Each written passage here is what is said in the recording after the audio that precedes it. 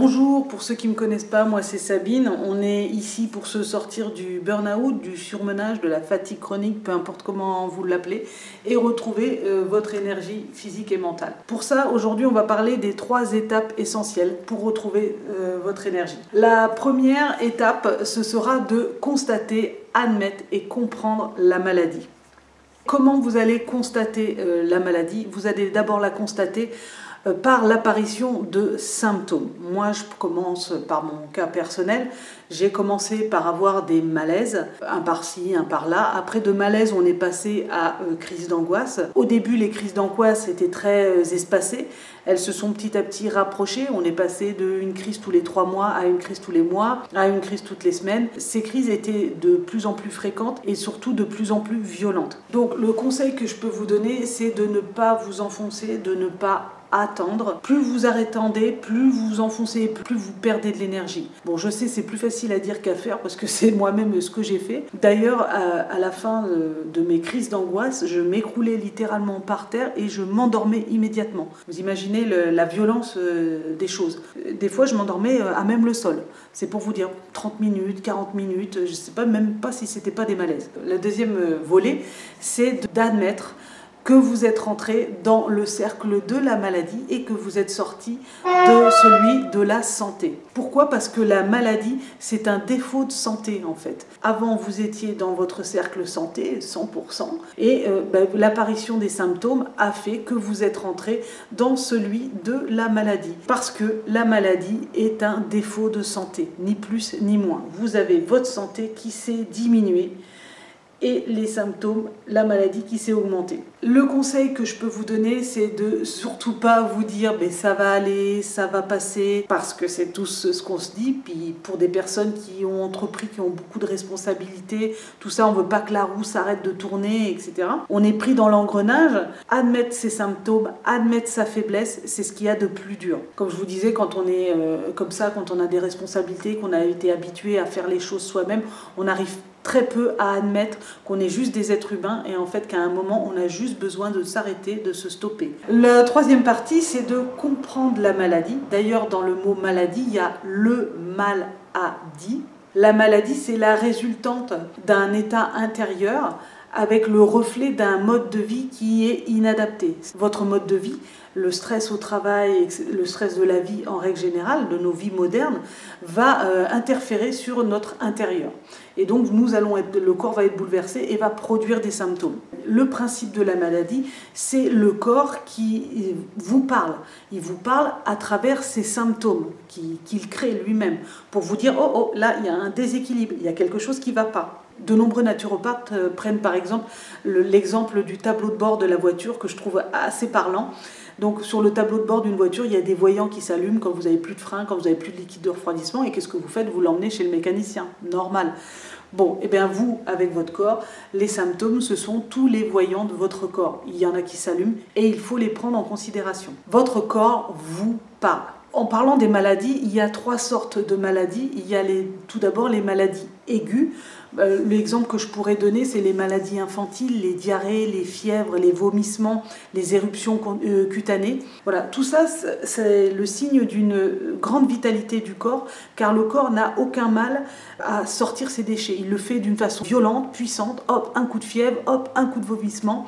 Voilà, ça c'est le signe d'un corps avec une grande vitalité, une grande énergie. Après, on passe aux maladies qui sont dites plus chroniques, comme les sinusites, les bronchites, les gastrites, le psoriasis, le zona, les rhumatismes, enfin bref, tout ce qui s'installe dans le temps. Là, on a déjà affaire à une vitalité entamée, les corps ont moins d'énergie pour sortir les déchets et on voit que les organes peinent. La troisième genre de maladie, c'est les maladies lésionnelles, par exemple avec les maladies auto-immunes, le diabète grave, le cancer, le Parkinson. Là, ce sont des corps qui n'ont quasiment plus de vitalité. Le taux d'encrassement est tel que le corps n'arrive plus à éliminer les déchets. L'essentiel, en fait, ce qu'il faut comprendre, c'est de revenir à des maladies aiguës.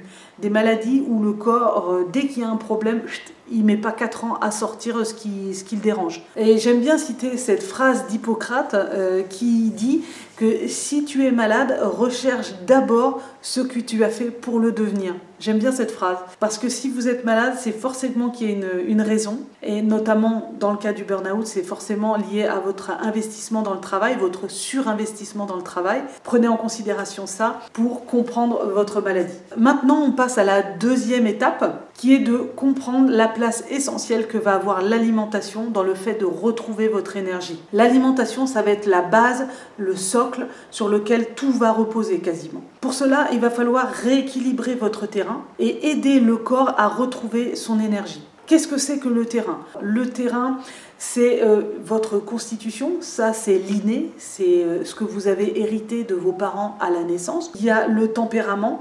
Le tempérament, alors ça j'aime bien donner l'exemple de moi et mon frère, parce que moi et mon frère, on a deux tempéraments complètement différents. C'est-à-dire que moi j'ai plutôt tendance à grossir, je mange beaucoup, mais j'ai plutôt tendance à grossir, donc à stocker. Donc je suis quelqu'un qui peine à éliminer, alors que mon frère c'est quelqu'un qui mange beaucoup aussi, mais qui est fin, long et fin, et lui donc n'arrive pas à assimiler les choses. Voilà, ça c'est deux genres de tempéraments, et c'est à travers la morphologie qu'on peut les deviner. La troisième chose qui constitue le terrain, c'est la toxémie. Ça, c'est le taux d'encrassement de votre corps. Vos cellules baignent dans un liquide et c'est l'état de ce liquide qui fait la toxémie de votre corps. Il peut y avoir une intoxination exogène et une intoxination endogène. L'intoxination exogène, c'est dû à la qualité des aliments que vous ingérez, et l'intoxination endogène, c'est donc à l'intérieur de votre corps, vos organes fonctionnent très mal, produisent beaucoup de déchets qu'ils n'arrivent pas à éliminer. Souvent, ce déséquilibre du corps, donc du terrain, ce terrain est lié à un épuisement nerveux, lié principalement à une hyperactivité. Dans nos sociétés modernes, il faut dire qu'on prône l'hyperactivité, il faut être productif partout, il faut être productif dans sa vie privée, dans sa vie professionnelle. C'est ce qu'on met en avant et c'est ce qu'on veut des gens, sauf que l'hyperactivité c'est bien, mais il faut un temps de repos derrière. Si vous ne vous reposez pas derrière votre activité, eh bien vous vous épuisez tout simplement. Mais ça, vous le comprendrez très bien, vu que à force d'être hyperactif, de toujours solliciter votre corps, lui va prendre le contre-pied de tout ça et à un moment va dire stop, tout simplement. Par exemple, c'est le burn-out. Le burn-out, c'est tout simplement le corps qui vous impose un repos forcé que vous n'arrivez pas à prendre. Le conseil que je donne, c'est qu'il est indispensable de prendre soin de votre corps comme de n'importe quel autre bien. Quand je vois les gens qui sont au lavomatique en train de laver leur voiture avec le Karcher, en dessous, au-dessus, bien à l'intérieur, les roues, etc., avec du polish, avec, vous savez, ils prennent un collant pour enlever les moustiques. Bref, si je me dis, si on prenait aussi soin de notre corps que de nos bagnoles, tout irait bien.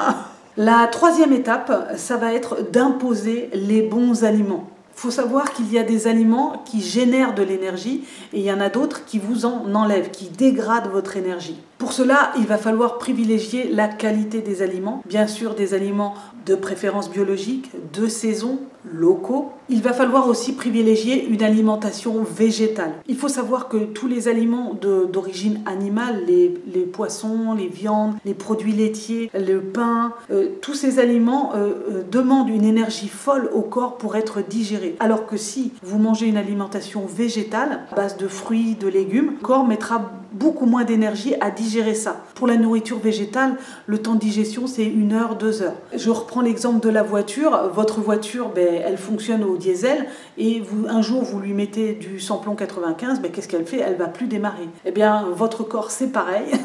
Si vous avez un corps qui fonctionne sur le végétal, à force de mettre des produits animaux qui demandent un effort considérable pour le corps parce que nous ne sommes pas faits pour manger ça, eh bien, à la fin, vous allez faire des symptômes et ne plus bien fonctionner comme votre voiture. Bon, la voiture, c'est plus radical. Alors certes, il y a les aliments solides que nous ingérons parce que nos cellules ont besoin pour fonctionner, pour produire de l'énergie d'aliments. L'aliment, c'est aussi la nourriture de l'esprit. Alors oui, c'est beaucoup plus psychologique, mais n'hésitez pas à vous nourrir de choses qui vous font du bien, des choses qui vous donnent de l'énergie. Par exemple, moi, je prends mon exemple personnel, mais moi, ce que j'adore, c'est lire. Donc, tous les jours, je me réserve réserve une demi-heure avant de me coucher, 3/4 d'heure, à lire un roman, un magazine, enfin bref, quelque chose qui m'intéresse. Mais bon, moi c'est lire, mais vous, ça peut être bricoler, jardiner, faire du vélo, bref, tout ce qui peut vous nourrir autre que les aliments et peut vous faire du bien aussi. Voilà, vous savez tout des 3 étapes à privilégier et à intégrer pour retrouver votre énergie physique et mentale le plus vite possible et vous sortir du burn-out. Je vous dis à la semaine prochaine pour une prochaine vidéo. En attendant, vous pouvez vous abonner à ma vidéo pour ne rien rater des vidéos que je publie. C'est en bas à droite de la vidéo sur le petit bouton rouge s'abonner. Vous pouvez aussi aller plus loin en vous abonnant à ma newsletter. C'est gratuit, le lien est en bas de la vidéo et vous recevrez chaque semaine des messages inspirants, motivants pour que vous retrouviez rapidement votre énergie physique et mentale. Je vous dis à très bientôt. Ciao!